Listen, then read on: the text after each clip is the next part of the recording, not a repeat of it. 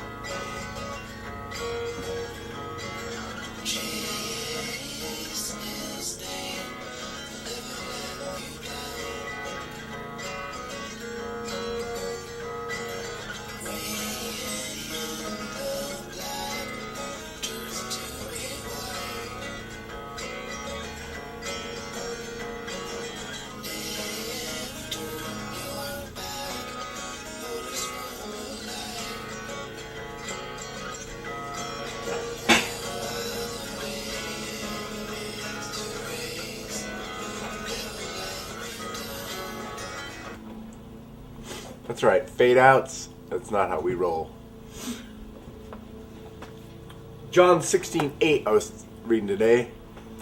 And when he is come, he will convict the world of sin. How's that for a turn to the darker side, huh? Now, I don't know how is that. I don't know how I'm going to address this, as I never do. But that's the way it has to be. Lighten that up a little bit. Now, he was speaking of, in the greater context, here we go. But now I go away to him who sent me, and none of you asks me, where are you going? But because I have said these things to you, sorrow has filled your heart. Nevertheless, I tell you the truth. It is to your advantage that I go away. For if I do not go away, the Helper will not come to you, but if I depart, I will send him to you. And when he has come, he will convict the world of sin, and of righteousness, and of judgment. Of sin, because they do not believe in me. Of righteousness, because I go to my Father, and you see me no more. Of judgment, because the ruler of this world is judged. I still have many more things to say to you, but you cannot bear them now. I'll stop there, because that's funny. I have many more things to say to you, but, it'll break your hearts, and it'll be too much. So, let's let the other stuff play out over time.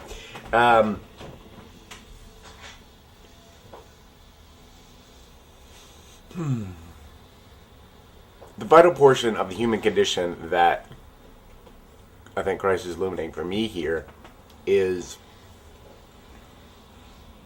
and this is, I know, hard for a lot of people, that we are defective.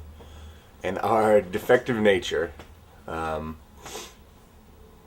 is that which is part and parcel to conflict, to wars, to what we call crimes.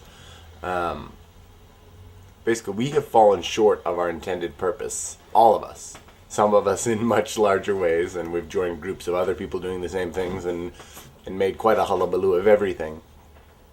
But that we all lay convicted in that. And that my sin nature is really no different than, dang it, what's that guy's name? Dancing around Sudan, finally got convicted, but kicked everybody out. Yeah, al-Bashir? Omar al-Bashir. Yeah, al-Bashir, that guy. He sent people out into the countryside to rape and murder and burn villages and shoot children and shoot old people and rape children, literally. Quote, rape children. Good stuff, al-Bashir, way to go.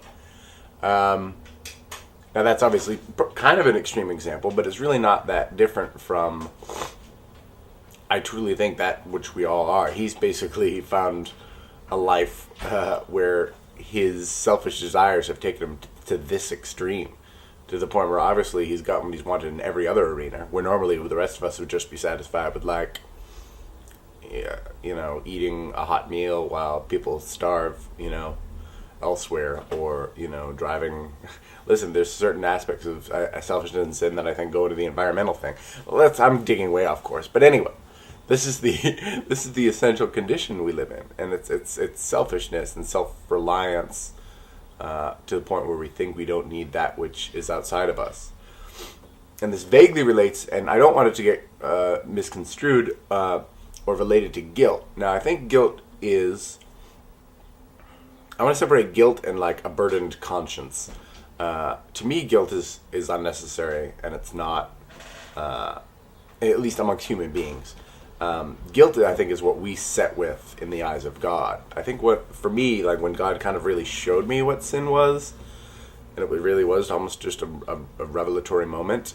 It's that moment in which you like realize that in the schemes of justice, even me in my life, which you don't, when you go into court convicted of crime, you go, well, shoot, I'm no Hitler. All I did was, knock off a few grocery stores and shoot a few tellers in the face. Come on, relatively speaking. No, you're like, oh, okay, I'm convicted of these crimes. I'm guilty. I am guilty. That doesn't mean you sit around and you stew in your guilt. That to me is continuing to remain in yourself and being like, oh, well, somehow I have to, by carrying this burden of my shame, I somehow will make amends for it. And again, to me, that's a rejection of God. Ultimately, that's going, I got it. I'll figure this horribleness out. But Christ came in love and said, no, you can't. This is a burden that'll break your back. And I'm sure we've all seen somebody who's taken guilt on themselves, and we've seen it change them and stoop them and damage them, and it'll kill you. And Christ came in full knowledge of that and who we were, and was like, I've come to be sacrificed for that, to literally take the mantle of that off of you. So having a burdened conscience, there's nothing wrong with that. When you do something wrong and you feel bad about it, that's to me, we have ingrained portions of ourselves that recognize what the Bible calls sin, what I call sin for shorthand, because there's so many different things that you can do that are wicked and they're nasty. And when you do it, when you've overstepped your bounds, you've said a harsh word. Even last night, like my voice, I was getting irritated at Archie because it was late, and she was cutting a thing, and she asked for my advice on it. And then when I sort of started extrapolating, she didn't want me to extrapolate more. Asked me, she was like, it's too late. I can't really listen to all this right now. And then I was like, well, why did you make me watch it? And I got like angry. And then not only did I get angry, I let it come into my voice, and I let it, and to me, I had to come over, and that's something I don't go away and feel guilty about and burdened, but I go, oh, okay, that's something I must correct. I've got to repent of, and I've got to make amends, to steal an AA word. So that's what Christ came for, and that's what the Spirit has come for, to not only tell us what is right about ourselves and what we can achieve and who we can become and who we can turn to, but also to examine and illuminate that which is within us that we have to turn from. We have to turn from our baseness and turn to the holiness.